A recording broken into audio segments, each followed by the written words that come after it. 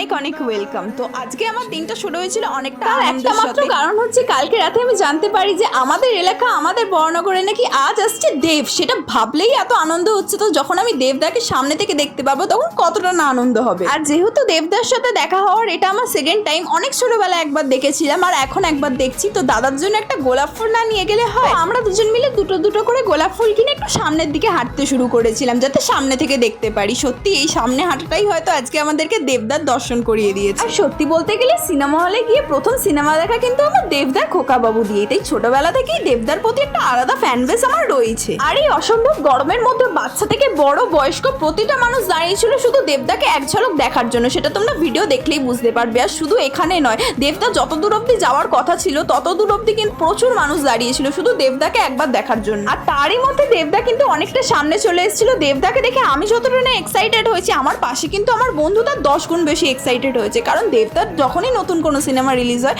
আমার এই বন্ধু কিন্তু সবার আগে যাবে। আর তারপরেই আমার লাইফে ঘটে একটা আনএক্সপেক্টেড মুহূর্ত। দাদা অনেকটা সামনে চলে এসেছিল, তো সবার মতো আমিও দাদা দাদা করেই চেঁচাচ্ছিলাম। আর দাদা দাদার কাছ থেকে টুকটাক ফুল একে ওকে দিচ্ছিল। আর আমি যখন দাদার দিকে হাত বাড়াই দাদা কিন্তু একটা ফুল আমার হাতে ছুড়ে দেয়। তোমরা স্লো মোশনে দেখলেই বুঝতে পারবে।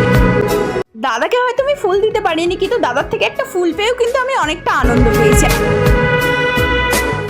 কেন বলছি দাদাকে ফুল দিতে পারিনি, আমরা ভেবেছিলাম যে আমাদের বাড়ির সামনে যখন যাবে দাদাকে ফুল দেবো এবং দাদার থেকে অটোগ্রাফ নেব। কিন্তু কিছুটা রাস্তা যাওয়ার পরই দাদা আর গেল না, দাদা চলে গেল অন্য কোথাও প্রচারের জন্য। তো এইটার জন্য সায়ন্তিকা দি আমাদেরকে বলছিল যে পরের বার আবার দাদাকে নিয়ে আসা হবে।